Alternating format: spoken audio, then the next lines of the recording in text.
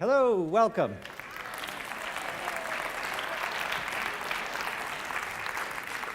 I'm Damian Woetzel. I'm the director of the Aspen Institute's Arts Programs, and it's a pleasure to welcome you here tonight for At the Crossroads of Arts and Science. Before we begin, I want to thank my partner for these last years, President Jennifer Rabb and Hunter College for their partnership. For 7 years, we've been doing programs here at Hunter in venues large, medium, and small. And at all of them, we make the effort to live up to what Hunter represents. Hunter represents, as Jennifer so rightly says, the American dream, what is possible, what is aspirational. And they make it possible for young people every hour of every day. And it is an honor to work with you and to get to see these students in our program. So thank you, Jennifer, again. Tonight is a collaboration, and that is the point. It is about the crossroads of something. It is about how art and science come together, and at that edge, at that overlap, the most extraordinary things happen, the things that record history, the things that make history. And the person who has recorded that kind of history more than anybody else is Walter Isaacson. I have been privileged to work for Walter at the Aspen Institute for the last years. And when he was announced that he was going to move on from the Aspen Institute to a beautiful life of a variety of things beyond creating what the Aspen Institute has become to represent, I called him and I said, I would really like to celebrate you. And I think we have the perfect idea. You're doing your latest book on Leonardo da Vinci. Let's make a throwdown show about that overlap that you celebrate, that crossroads where the most extraordinary things can happen. So it is my pleasure to do that tonight. It's an adventure. I think there's a Thomas Edison quote saying, there are no rules here, we're trying to make something. So we've been in this house all day trying to make something with a group of extraordinary artists and science in the air.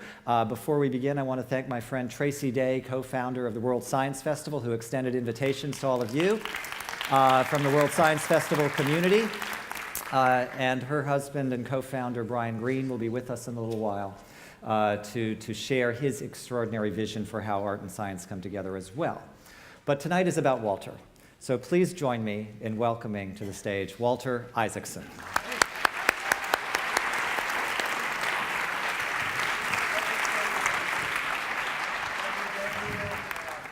Jennifer, for making this happen.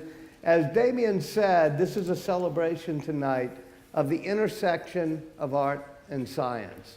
And there's really no better symbol of it than Vitruvian Man. But also, Vitruvian Man, I discovered by reading through Leonardo's notebooks and the notebooks of his friends, was actually something else we're celebrating tonight. It was a collaborative endeavor, because more than most geniuses, Leonardo realized that creativity was a team sport. He did it with his friends. And so when he set out to create Vitruvian Man, it wasn't a lone journey to some garret somewhere. He went with a group of friends to Pavia, a village, a town very close to Milan, where they were looking at how to do church design. And they didn't like the Gothic monstrosity of a cathedral that had been built in Milan, so they wanted a simple and well-proportioned church. Those of you who know a lot about the Renaissance, or even have only read Stephen Greenblatt's book, The Swerve, know it was about the rebirth of classical knowledge, about finding books from ancient times, like Lucretius or Cicero. But what Leonardo and his friend Donato Bramante and a couple of others discovered was a manuscript of a book called On Architecture by the ancient architect Vitruvius. And Vitruvius said that the proportions of a great building, especially the proportions of a church, should reflect the proportions of a human, because we are made in the image of the earth and in all of creation. Leonardo decided he was going, with his friends, to read that manuscript in the castle of Pavia, look at the church they were building there, and they were all going to illustrate it. If you want to see some pretty poor illustrations, you can find it in my book of his three friends as we lead up to Vitruvian Man.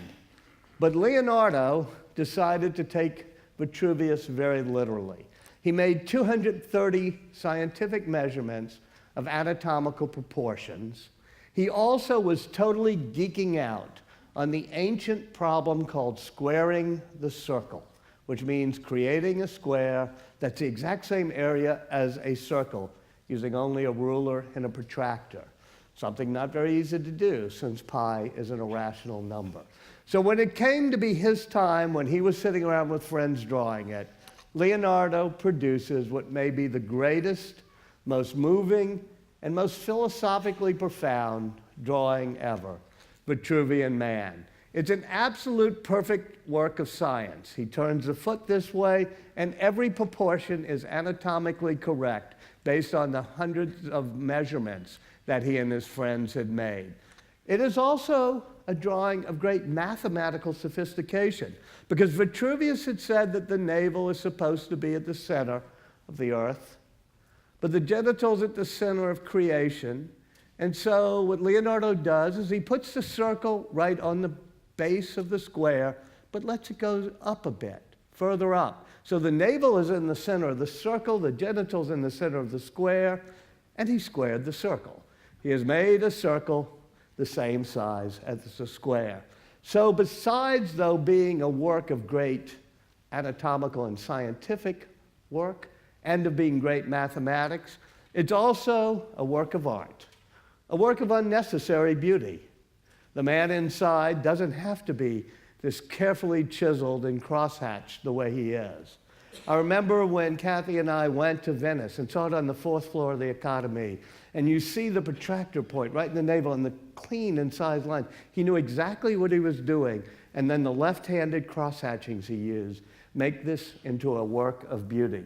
And then you look at that stare and the golden curly hair, and you look back at some of the paintings that his friends did, including Bramante did a painting of him, and you realize it's a self-portrait. It's Leonardo standing there spread eagle in the earth and in the universe, wondering, how do I fit into creation? It was the noble quest that drove him for his entire career. The way I tried to look at it is by not just looking at his paintings, but going through his notebooks. He had 7,200 pages of notebooks that we can still look at, because paper is a really good technology. It's really great for the storage of information. You know, unlike our tweets and Facebook posts, which will be totally lost, thankfully, 50 years from now, after 500 years, we can still go page by page and see his mind dancing with nature, doing the craggy old warrior he liked, but also the tree growing into the torso, because he's discovered the law of branching, which says the branches of our arteries, the branches of a tree, and the branches of a river all follow the same law, which is that the total area of each branch adds up to the area of the trunk. He's doing swirls and curls of water, which is his favorite design, but also turning it into curls of hair. He's also geeking out on squaring the circle, like he does on almost every page his whole life. And he's getting very personal, because he's in his early 30s when he does it. And in the bottom left, he puts a recipe for boiling the husks of certain types of nuts in oil to make a blonde hair dye. And suddenly I realized that Leonardo, that good-looking guy in the circle and the square, is worried about going gray. Leonardo, as you know, brings his science into his art. This is going on sale the night after tomorrow at Christie's, a few blocks from here. You may have read about it in the papers. It's Salvador Mundi. It's the only Leonardo painting of the 15 or so finished paintings he's done in private hands. You can buy it on Wednesday night and donate it to Hunter College. And trust me, Jennifer will be so pleased if you do so.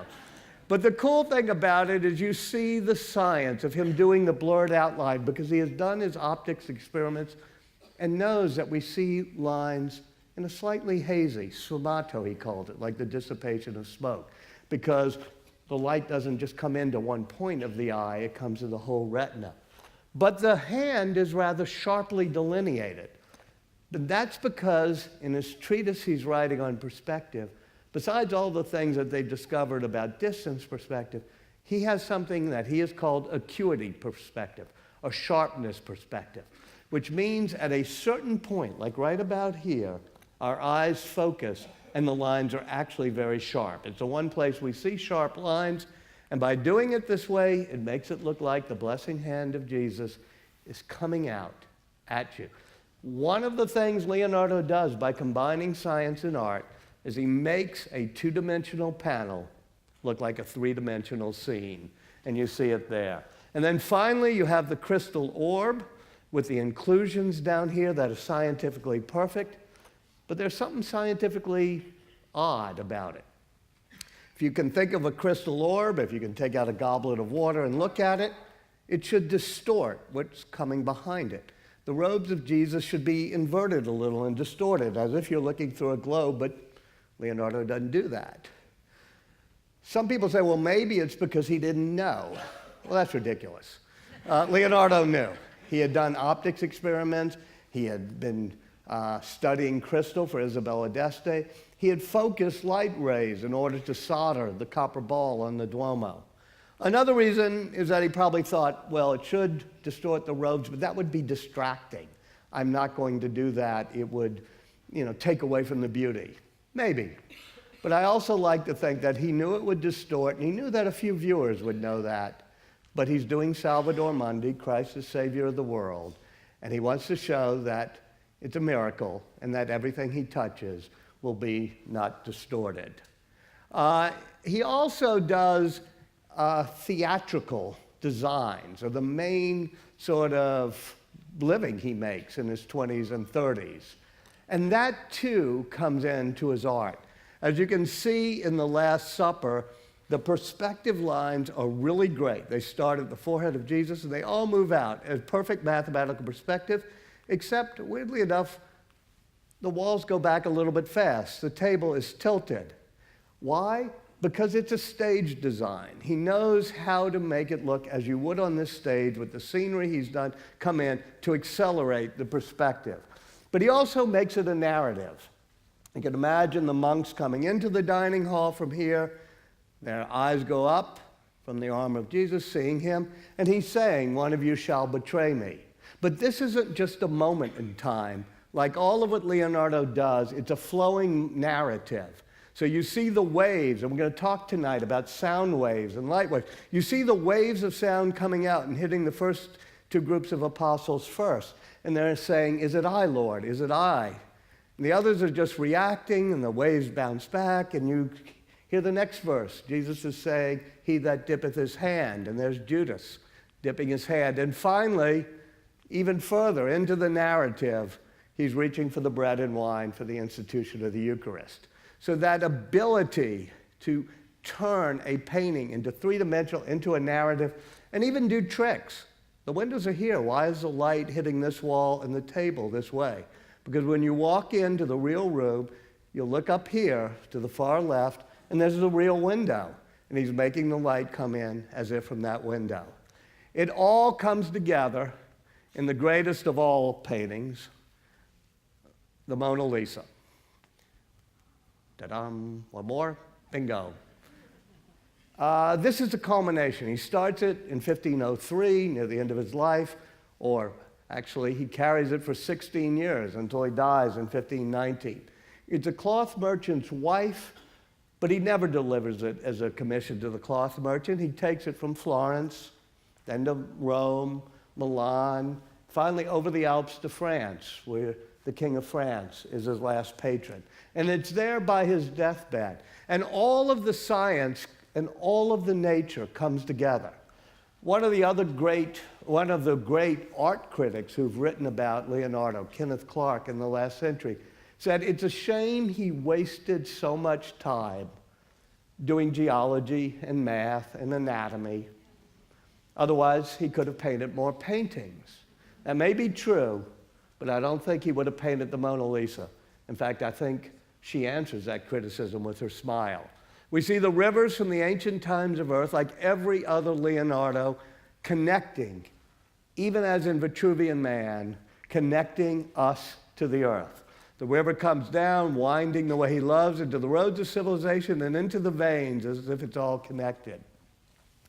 But he also has done his anatomy and dissected the eye and dissected every muscle that touches the lips. So he gets to the lips, perfectly correctly, but with hundreds of light brushstrokes applied over 16 years, layer upon layer, with light pigment. He does a scientific miracle almost. He knows that when you look directly at something and it hits the center of your retina, you see black and white detail.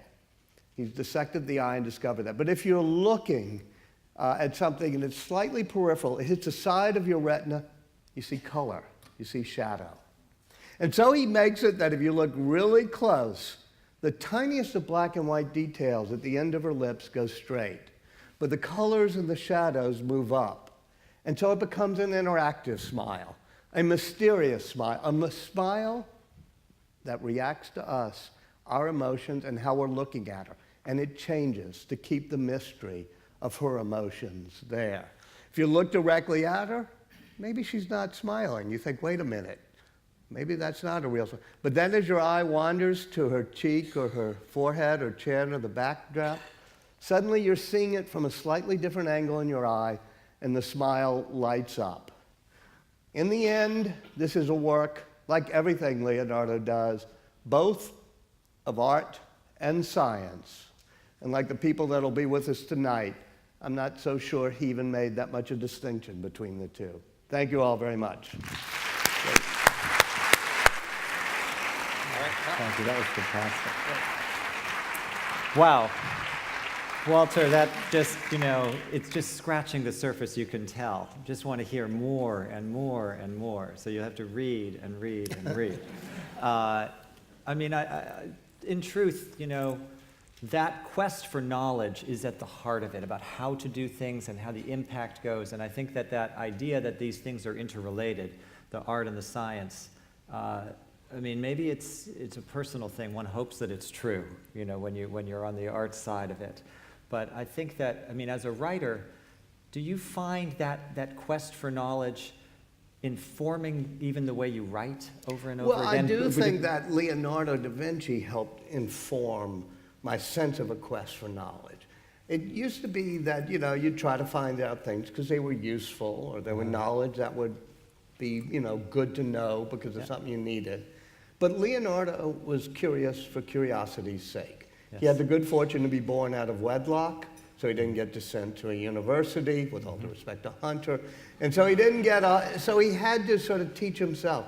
In his notebooks, are question after question that he once answered. And they're just questions that we asked when we were kids, but we outgrow those questions when we're no longer in our wonder years. Like, why is the sky blue? Yes. If you ask Brian Greene, he'll say, not only did Leonardo put that in a notebook, Einstein put it in a notebook as well. People like Einstein and Leonardo are just passionately curious about the things that we forget to notice. So over and over again, there's just the littlest of things, like why does luster, this little glint of light that's hitting the lens of your glasses, why does that move when our head moves, but the colors and shadows don't move the same way?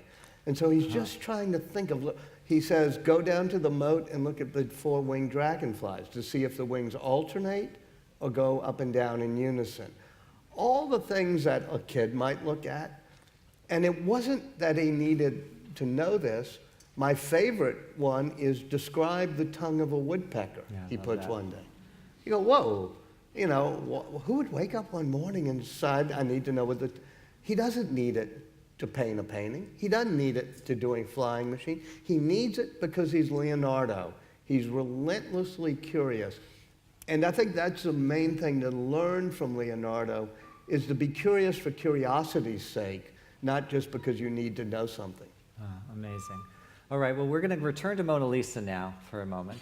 And I want to welcome first of our artists tonight. Please welcome Kurt Crowley, pianist and music director for Hamilton on Broadway. Hey, Kurt. And the wonderful singer-songwriter Kate Davis, join us.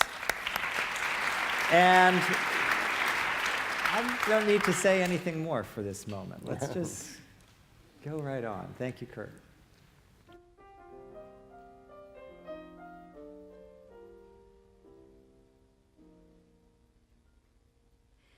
Mona Lisa, Mona Lisa, men have named you. You're so like the lady with the mystic smile. Is it only that you're lonely they have blamed you for that Mona Lisa strangeness in your smile?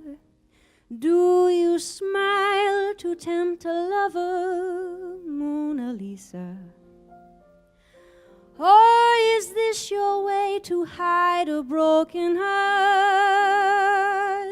Many dreams have been brought to your doorstep. They just lie there and they die there. Are you warm? Are you real, Mona Lisa? Or just a cold and lonely, lovely work of art?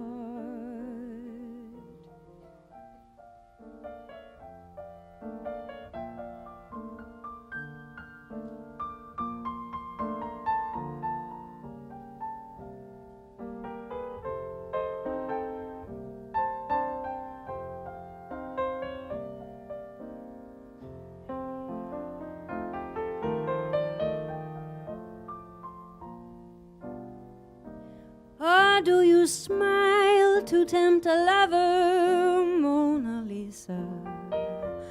Or is this your way to hide a broken heart?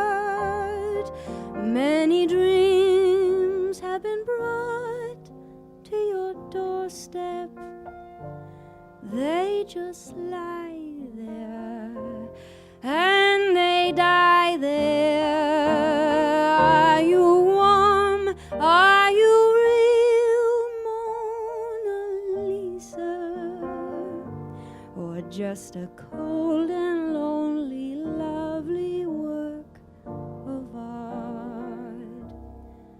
Or just a cold and lonely, lovely work of art?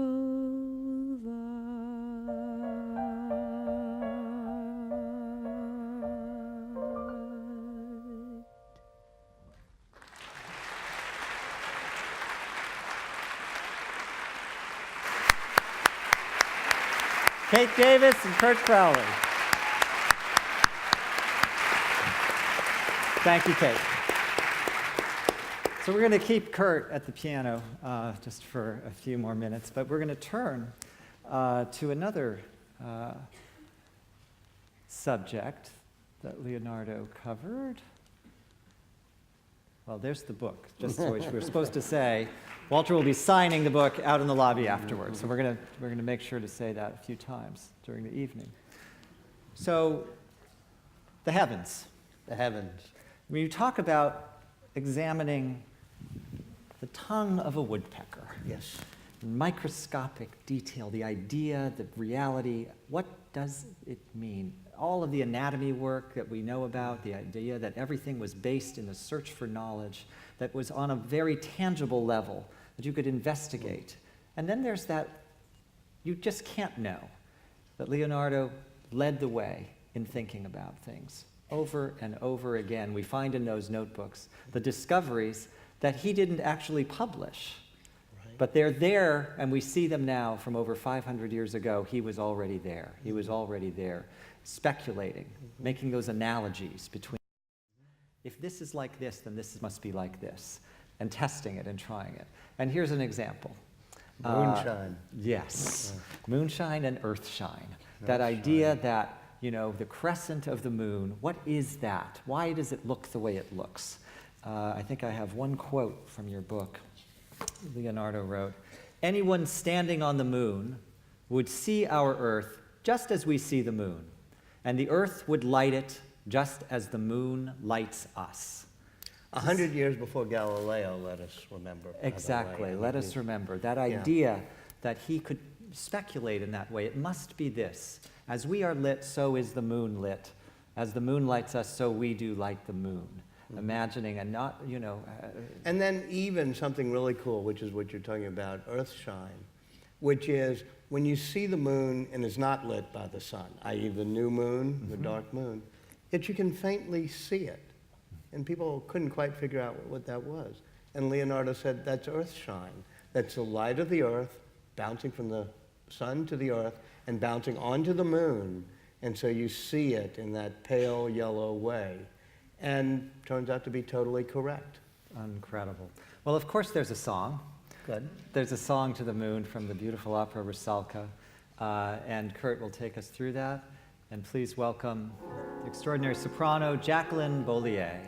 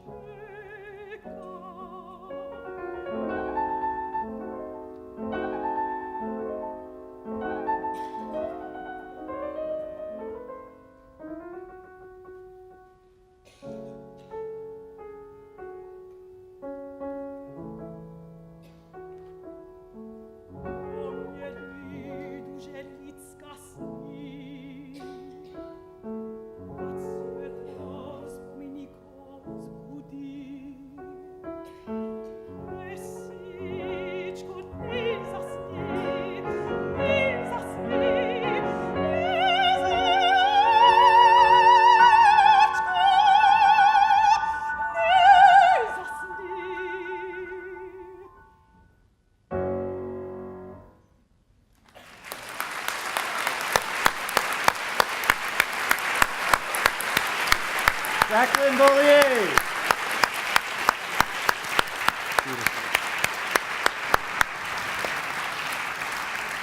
Beautiful. So that idea of analyzing for the sake of knowledge and then creativity comes from the knowledge and then it keeps going fascinates me when I listen to an aria like that. Or even, you know, the song by Nat King Cole, the Dvorak, that idea, where does it come from? You know, when we think about the Leonardo digging in to find the inspiration for knowledge, and it builds on itself. And I think we're going to keep coming back to that tonight. But what do you imagine? I mean, when you hear an aria like that and the soaring and the idea, and Leonardo himself was a musician, right? He even Can we talk a little bit about musical instruments. He, in fact, when he goes to Milan as a young man, leaving Florence because he's not finished a couple of his paintings, he goes. First of all, he wants to be an engineer, so he writes to the Duke of Milan saying, I can do all this engineering. Canals and such, at the end of the letter, he says, I can also paint. But the cool thing is he goes there because he's invented 2 musical instruments. And the Medici family had its influence not from its army, because Florence didn't have a great army. It was able to lose to Pisa a couple of times, which is pretty hard to do. But its influence came from what we would call cultural diplomacy, a soft power. And so they send a delegation in 1482, and Leonardo goes as a musician because he's invented a lira da braccia, a lyre for the arm, almost like a violin, but in the shape of a horse's head. And he understands sound waves so well that he knows how to make it acoustical as well as a string instrument. And so it's that ability to feel patterns across nature that I think, you know, comes from being curious about everything. Just over and over again, that curiosity, which leads to the Which next is kind of cool because we're never, I mean, Brian will explain it, we're never going, you and me, maybe Brian does, but, you know, to apply tensor calculus to the curvature of space-time and the things Einstein could do. He had this superhuman processing power. But we can all be a little bit more like Leonardo. Take notes on paper, make lists of things you want to know, and be curious for its own sake. Wow. I want to welcome Andrea Lee, who's going to join us now, a great cellist. Andrea, if you want to come on out, please welcome Andrea. And while she gets set up, I'll introduce, she's going to play a piece composed by Philip Glass called Orbit. And it reminds me very much of the idea of time, as you'll hear, I hope, some of that. So we have one of the notebook pages up above. And it's the Earth and the Moon, I believe, and there's lots of different things because he filled his pages with different subjects. It wasn't just one subject, if I have that right. Correct. And so Orbit kind of relates in a sense, but in a deeper sense to me, I find the idea that this is, you know, being drawn on 500 plus years later, that we look at these pages and you bring them to our attention to remind us that we all can be a little more like Leonardo. So with that, why don't we have Andrea play Orbit by Philip Glass, please.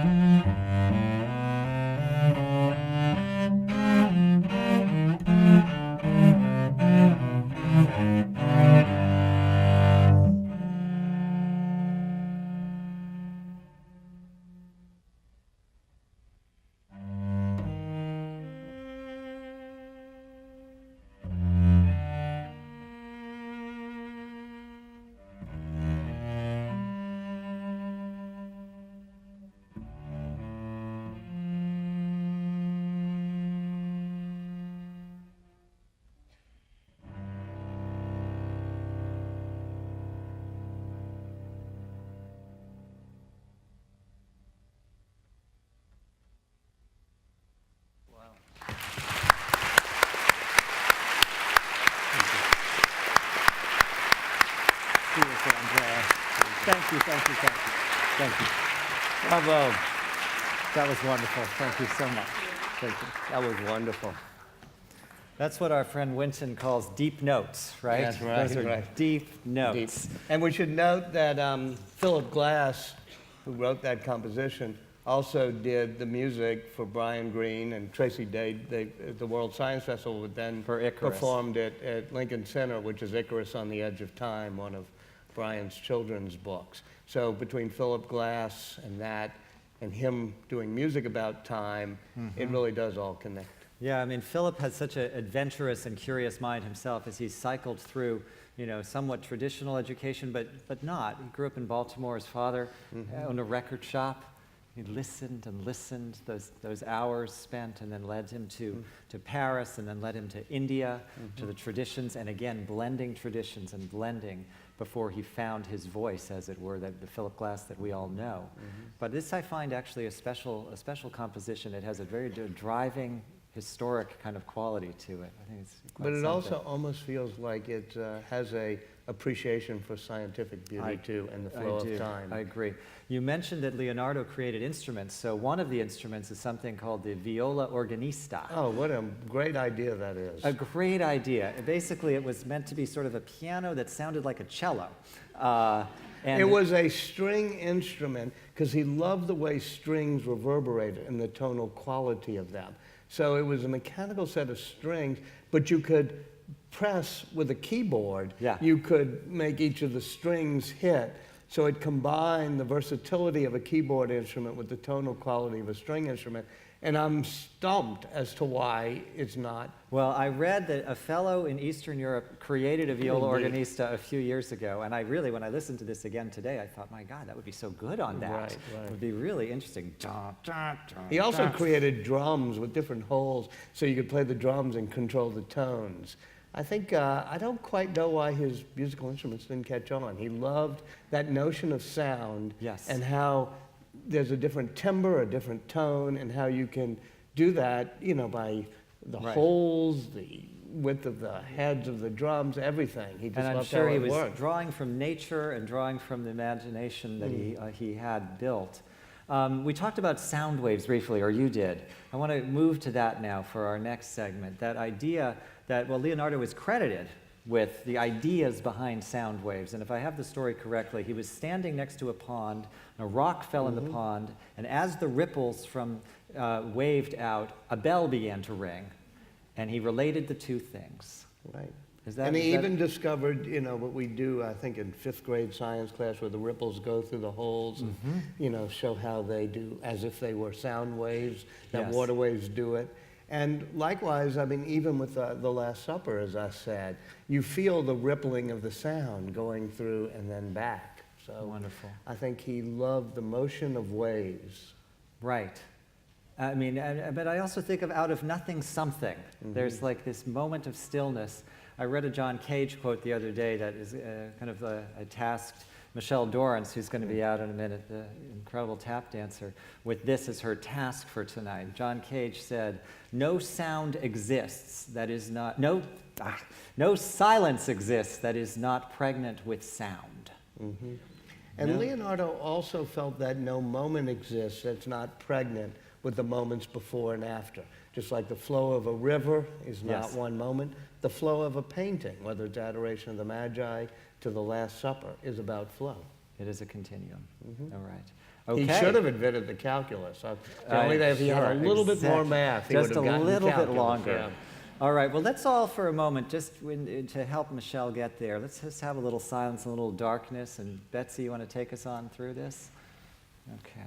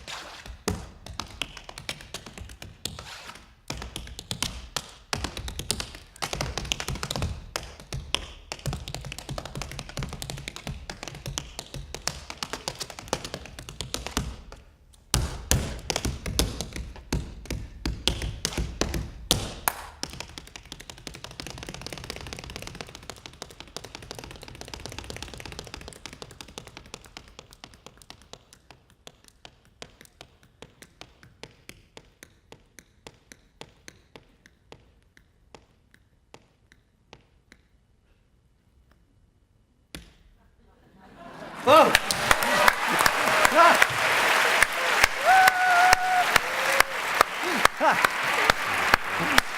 Oh my God, that was so good. Hey, hey, you want to sit for a minute? Can we get this turned on? Yeah. Walker, sit. I'm going to grab another chair right here. So, Michelle, hey, Walter just described Leonardo as, he kind of won, he preceded and he one-upped John Cage in like the idea of the silence being pregnant with sound. He said it's all pregnant with what came before and what came after. And I was watching her and I was like, again, I couldn't get that out of my head about how these things line up, what comes before. So maybe you want to talk a little bit about the progression, that idea of progression. I mean, because the silence must be tempting. Just to like, you can play with us and just wait. I know. There's always an element of wanting to play a little bit more. And then there's showbiz that gets in the way somehow. But no, honestly, following a rhythmic path or wave, or the idea of rhythm undulating or just that living present inside of a composition, particularly if what you're responding to is energy in a room or conversation or an idea. So allowing a freedom inside of that, when your job is to sort of create sound and space, to use the space as much as you use the sound is infinitely important. And so for that to move through, for me, different rhythmic ideas, different compositional ideas, but also improvisationally, if you're sitting in something that is not what you're communicating, but it's what's driving your choices, and you finally get to it inside of that path, it's so satisfying. That's really selfish, and I'm speaking very abstractly. Sorry for immediately jumping off the cliff, but does that make sense? Yeah. What do you think of that? Does that make sense to you? And I mean, I like the idea of the showbiz part too. I immediately was going to ask, so how much was showbiz with Leonardo? Well, far more than I suspected when I embarked upon it, because he makes his living not by delivering paintings, because he's not good at delivering them. He kind of keeps them. But the good thing about show business is you have to have it ready when the curtain rises. There's a deadline. So not only does he do scenery, but he does all the machinery for the pageants. That famous helicopter that he designed was originally done for a play, Danae, to bring the angels down from the rafters. But then he lets his imagination, ride so that he says, okay, I'll blur this fantasy with reality. Let me see if I can make real flying machines. So much of what he does comes from the theatrical. And even when he's doing The Last Supper, which is the most theatrical of his paintings, he allows people in. He's up there doing it on the wall, but there's an audience while he's painting. So I think that's why he was so well known at his time, is he had a sense of flair in theater. So there's performance going on there. Yeah, and he wore purple and pink tunics that were, he's like, Einstein's that way too. I mean, you do a thought experiment and say, well, if he had looked like Max Planck, or, didn't have the wild halo of hair and the piercing eyes, would he have been such a super celebrity scientist? I think he probably would, because he was Einstein, but he had that sense of drama. Somebody showed me, there's a scene that he did with Charlie Chaplin when they went to MGM Studios, which has been lost to history. We just have the still photos, and they've just discovered it. And there's Einstein in a car with that fake screen with Charlie Chaplin and his wife Elsa. So, there's a guy who liked theater too. Just like you, Damian. Yeah, it will be out in about a couple of months. Oh my God. Yeah. All right, Michelle, thank you so much. Thank you, guys. It was an honor to meet That was you. amazing. Well, wow, so cool. Thank you. Love you. See you later. So, Einstein is a logical cue for the next guy. Yeah. So we've had the privilege, both of us, of collaborating with Brian Greene in many different ways, but ultimately, no one communicates like Brian. So why don't we get the great communicator himself. Brian, come on out here. Brian Greene. Hey, Pal. Hey, Pal. Good to see you. So, earlier today, we decided we'd try a little something that we're going to do, a little kind of experiment thing. But, you know, Brian, Walter's throwing down the gauntlet here, you know, with the comparisons between Einstein and Leonardo and, you know, the search for knowledge and how we get here. But, I mean, I've watched you in the wing this whole time, watching and listening, and I just thought, oh my God, he's just soaking it in. And then I saw you running from the wing to watch Michelle back there, and I thought, what is he going to do with that? Actually, I was looking for the bathroom. No, it's the interplay between science and art, I think, is something which is utterly extraordinary. I mean, Einstein has this wonderful quote, you can correct me if I get it wrong, but it's something like the most beautiful thing that we can experience is the mysterious. It is the inspiration for all true art and all true science. And I think that's really true. It all comes from the same place. I suppose that, you know, that idea, though, of compounding knowledge might be different in each case. I don't know if you want to venture there. Well, Einstein was much better at compounding knowledge. One of the flaws of Leonardo, and he has flaws, is that he writes all these notebooks but never publishes them. He's not that interested somehow. I mean, I think this was something, I'd love a better historian to study it. It came up at around 1500, 1550, this notion that knowledge accumulates and you're supposed to add to it, as opposed to you're just sort of discovering these things for the fun of it. And so Einstein is very much that way. He publishes 4.5, 5 papers in 1905 that changed physics, but he's very interested in getting them published and accepted. Yeah, he actually published many more papers that no one ever speaks about now, because he was constantly in motion, even when he was still working on the huge problems of gravity and everything else. He had an insatiable curiosity. He even has a patent, you know this better than I do, no doubt, for a kind of refrigerator. Einstein refrigerator, who knows? Yeah, right. Seriously? Yeah, seriously. Oh, he definitely, that was the one of the, I think it was everything's about Dad when it comes to writing biography, and his father was a failed electrician, engineer, right. And so he invents a refrigerator for him, so, yeah. Wow, that's heavy.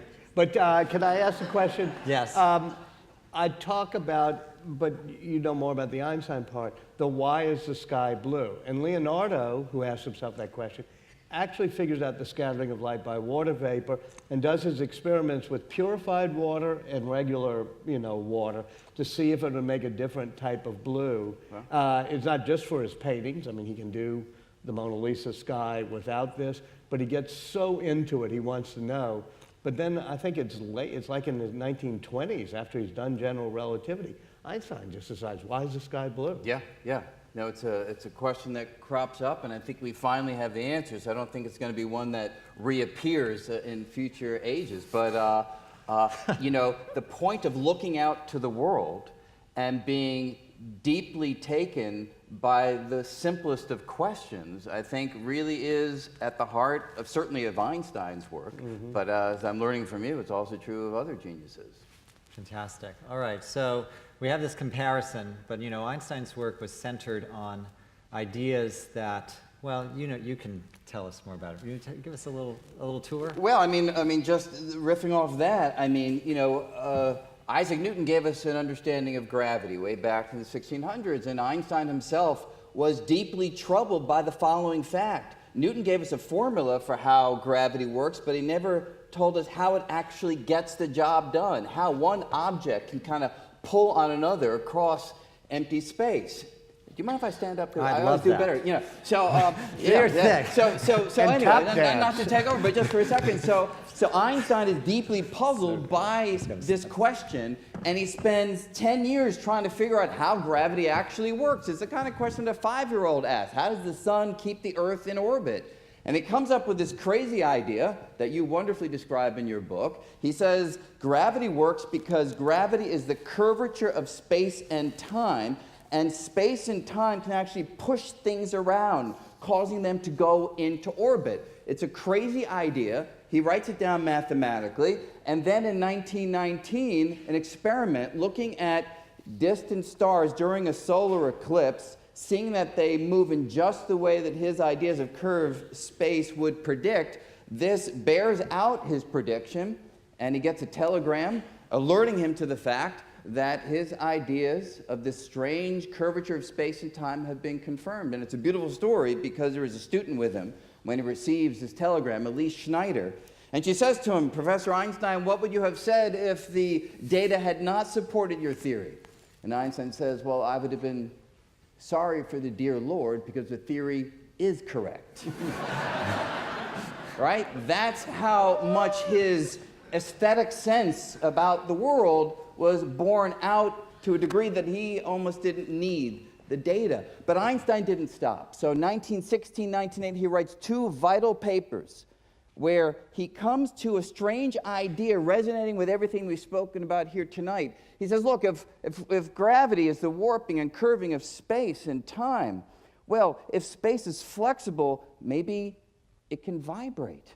Maybe there can be ripples in the fabric of space. Maybe there can be sounds going through not air, as you're hearing me right now, sounds that don't come, say, from tap shoes hitting the stage, causing vibrations to enter your eardrum. So maybe there could be sounds traveling through the cosmos. Now, even he is not certain about whether this prediction is right, but he inspires others to build 2 massive detectors, these massive receivers, one's in Washington State, the other in Louisiana, to try to listen in to the universe, to try to hear the cosmos.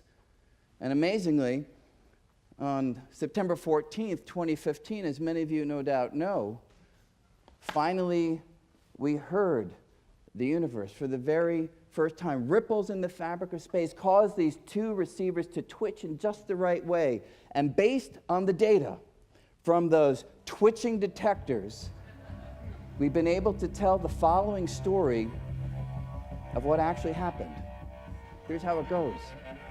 We learned that 1.8 billion years ago, 2 black holes that were 1.8 billion light years away were orbiting each other, going faster and faster. And they continued to speed up as each pulled on the other with a ferocious pull of gravity.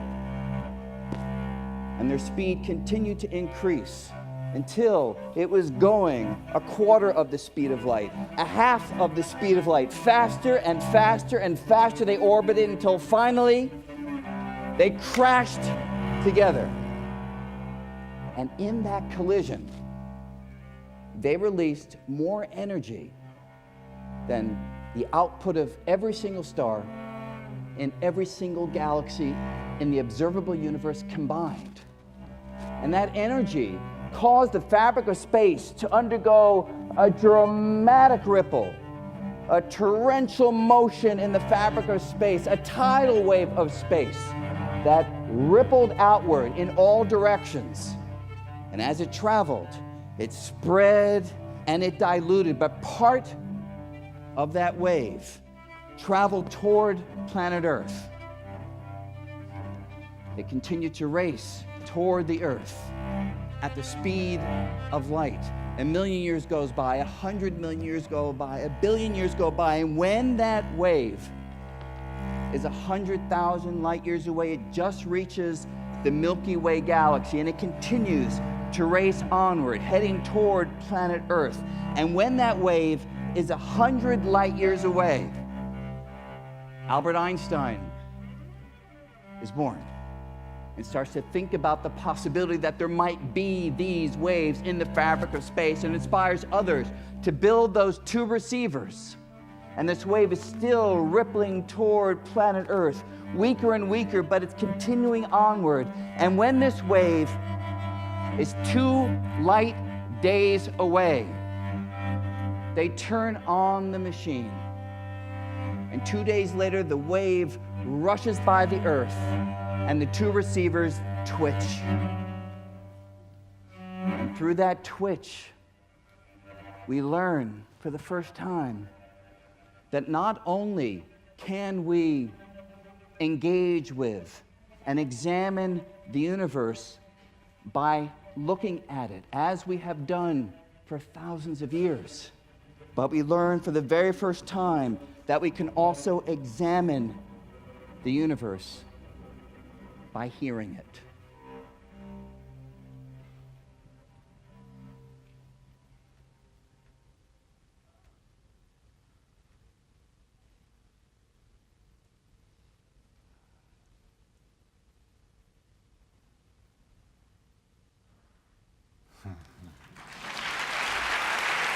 Yay!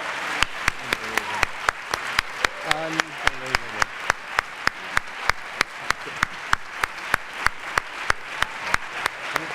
Brian Greene, ladies and gentlemen. Woo! Lil Buck. Lil Buck.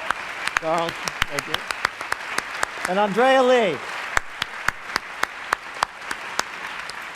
Andrea, will you just stay for a moment or two, and maybe Buck, you want to come over here and talk to your buddy Walter? Here, I'm going to give you that and that. See, Damian knows. Yeah. Oh, we're prepped. We're here. So, this is Lil Buck. We didn't get a proper introduction, but A native of Memphis, Tennessee, where he learned juke dancing. Yes, sir. so Buck has been what we call a Harman-Eisner artist in residence at the Aspen Institute. This is the core of our arts program. These are extraordinary artists who have the ability to cross boundaries. They're not merely good, if you will, as you just witnessed. You know, Buck doesn't come here just to do, something that's going to be obvious. He comes here to actually listen to Brian Greene talk about the twitching of the universe and then react and find his way. And Walter, when you first saw Buck, you saw that right off the bat. Well, you're great. You come as a Harman-Eisner fellow at the Institute. It's one of the cool things about Damian is that we sort of, and you, I think, met John Baptiste, who was also young there.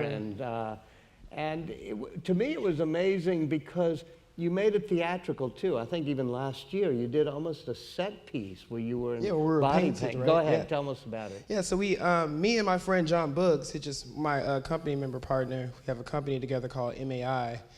It means Movement Art Is, but we performed a piece called Color of Reality, where we were painted by this amazing artist that's based out of LA named Alexa Mead, and she paints people to make them look two-dimensional.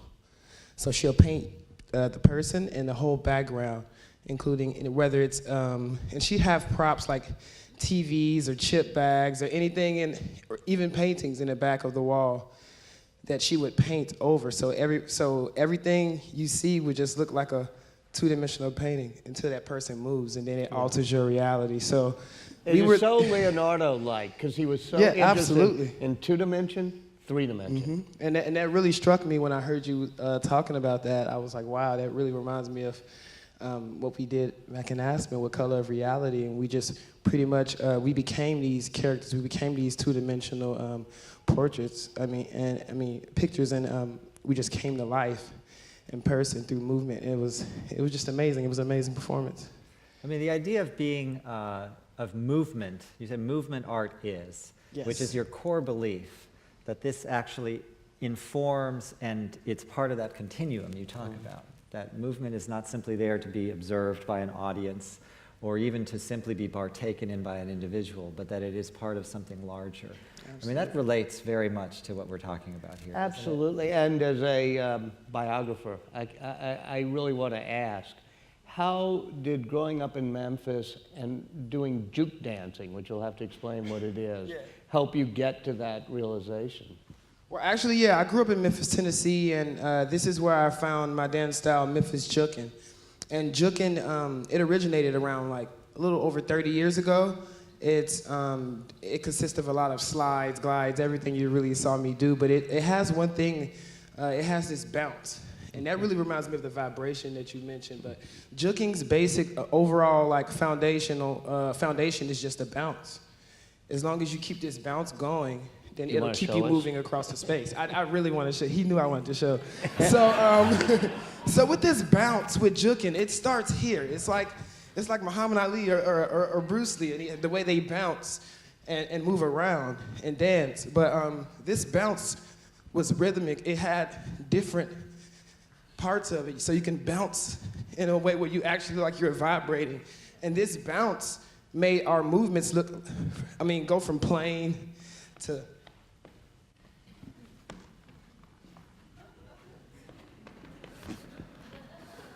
so you really can get across the floor so much faster with your bouncing.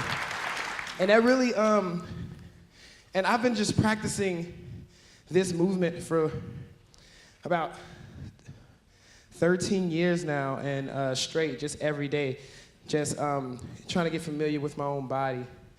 And the more I learned about just movement, I mean, this dance, the more I just learned about movement, period. And music really helped out in that venture. Overlap is the key, though, in the end, because so brilliant, so much there, so much you could just keep going and embroidering and, you know, taking it to somewhere else and making things happen for us.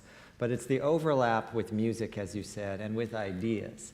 And so we have a little surprise for you. Okay, great. So Buck came to my attention and my wife Heather's attention with a particular dance. And it's not in the program tonight, but we thought we'd just do it. We thought we'd just do it for you. I think you'll recognize it. So we'll just go with that, and welcome back. Kurt is here, fantastic, great, and Andrea, great.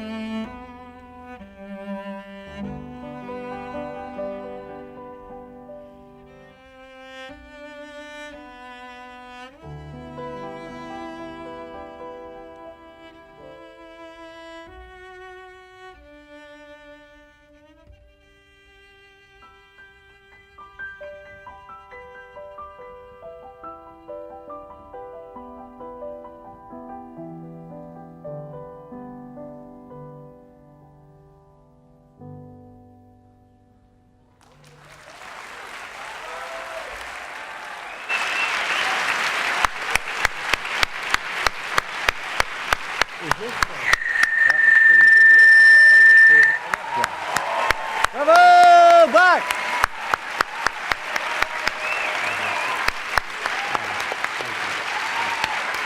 It's pretty amazing. Thank you. Lil Buck, Andrea Lee, and Kurt Crowley.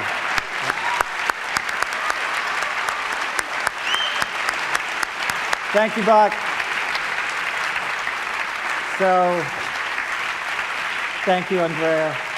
Thank you, Kurt. So we have one last offering for you. But all credit, that was Heather's idea. Oh, thank you. She said that's a surprise for Walter. And we, Thank you, Heather. you know, the idea that overlap, and I'll just tell you the story while they reset quickly for our final piece, that was created for arts education. That was first done in a school by Buck to tell kids this is what dancing and music can be. He was on his way with his dance teacher, Katie Smythe, who runs the new ballet ensemble, where Buck had become kind of a crossover student, and she played the Swan in the car for him and said, what do you think? Do you think you could do something to this? And they talked about it, and he went into school, and everybody had the same reaction you did, except they were in 3rd grade. Yeah, right. And luckily, somebody was videoing. So funny, Walter just leaned over and said, are we videoing this? Yeah, I want to see this again. Well, we are. Luckily, somebody videoed that. It ended up going onto Facebook. Heather saw it. Life continues. Here he is. I mean, it's just an amazing story of crossover between the art form, which you saw, the basis of Jacqueline, the bounce and all of that, and how that blends with Camille Saint-Saëns in the depiction of a mythical swan. I mean, that's imagination. That's so good. Absolutely. So we're gonna finish with something from my world, from the ballet world.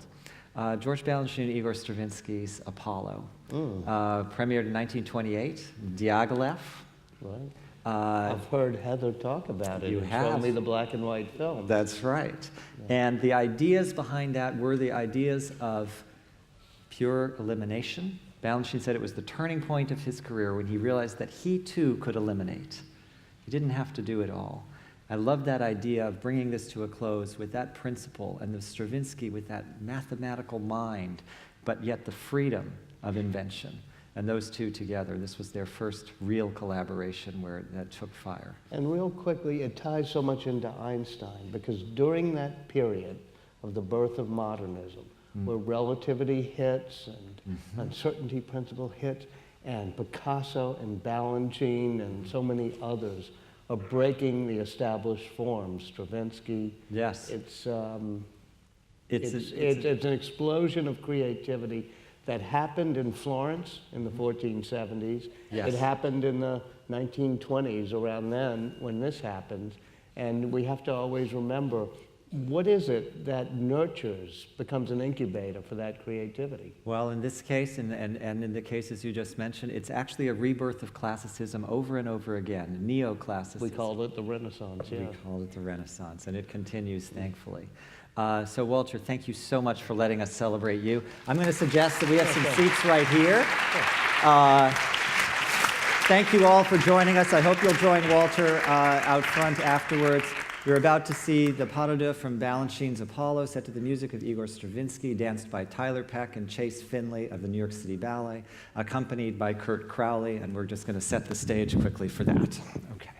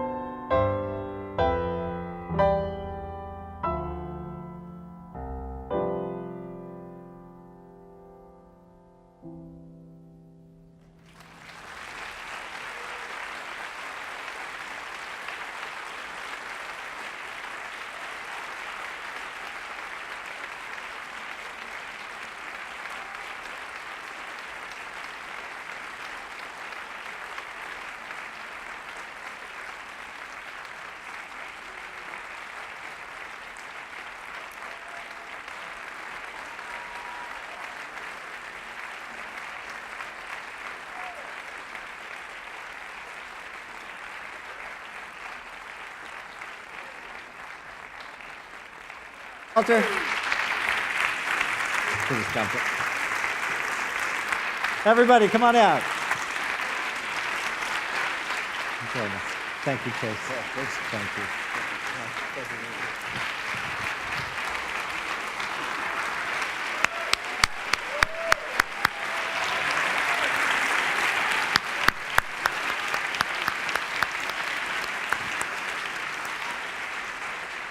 Come on, Walter. Damian, thank you. Thank you. Thank you for everything. Thank you. Seriously. Walter Isaacson, ladies and gentlemen. All right, everybody. One more time, one back.